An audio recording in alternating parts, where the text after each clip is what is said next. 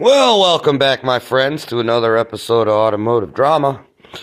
Today, as you can see, Herbie dropped his girlfriend off in my shop because she has a major gas issue. Yeah, she was running really rich. So the first thing I did after what she told me the story about these things and what all these other guys have done was I checked the points.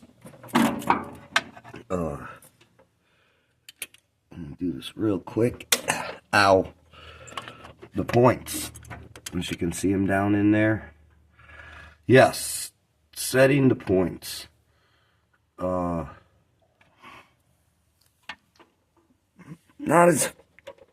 not as hard as it sounds, but it's not that easy either. They were 20,000s.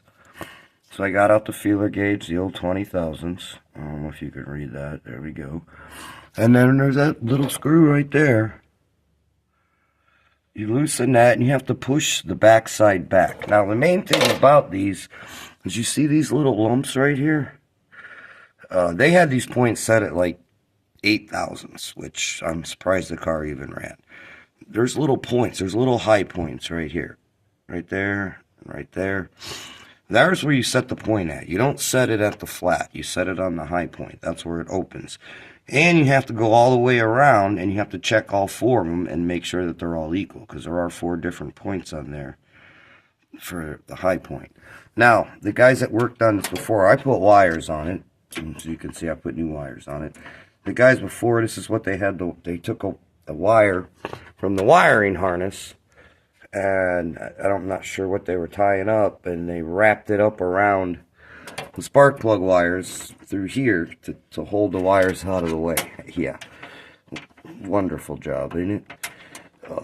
But I did it right. I put them on there correctly. Setting this points, now this motor turns counterclockwise, so when you're setting this points, you just grab it right there and you turn it counterclockwise and you check each one of those high points and make sure each one of them is at 20,000s. If one of them's not at 20,000s and the others are, then that distributor's bad.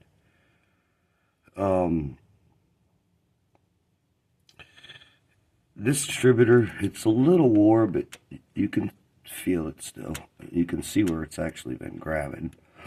So anyways, I set the points. I got the points where I needed them to be. I didn't even check the dwell because I knew they were off. And after I set the points, I wanted to check the carburetor because it was still running really rich. So what I did, there's 2 screws on this thing. There's a screw over here and a screw over there. That's idle mixture.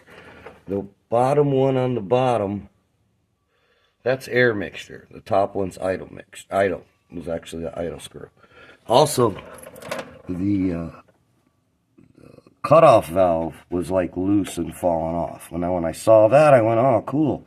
That could be a major problem. Well, I tightened it up and it wasn't a major problem. I thought maybe it had a crazy vacuum leak right here and it wasn't, between the air mixture screw because these are kind of tied together. And it was vacuum leaking, so the air mixture screw wasn't working properly. Nope, not the case. Anyways, I tightened that up, started and turned the air mixture screw all the way in. The vehicle didn't die. So that just tells me that there's something wrong inside the carburetor. It should have died. It didn't die. I got it turned all the way in right now. Now it doesn't run. It's not dumping raw gas anymore. So Herbie will be happy that his girlfriend ain't squirting gas out her ass. But it still ain't running right. So we're gonna have to find a carburetor kit, and I'm gonna have to get into that carburetor. It's been a long time since I've done a carburetor. I'm sure I can handle it, but man, you just don't see them anymore. She does want to put a fuel injection kit on this thing eventually, but right now, this is her baby, and she kind of wants to drive it around. Anyways, hopefully you'll get to see part 2 of me rebuilding the carburetor on this pretty soon, but I just kind of wanted to show you how to set the points a little bit. And I didn't even put my dwell gauge on it yet because the dwell I think I looked it up, was like between 38 and 48 on this one. I didn't even touch it. I just set the points. It ran so much better. I figured my dwell was close, but I didn't check it. And you can check it right at the coil. Check it right here on this wire, right at the coil. You put your dwell meter right there, and it'll give you the dwell.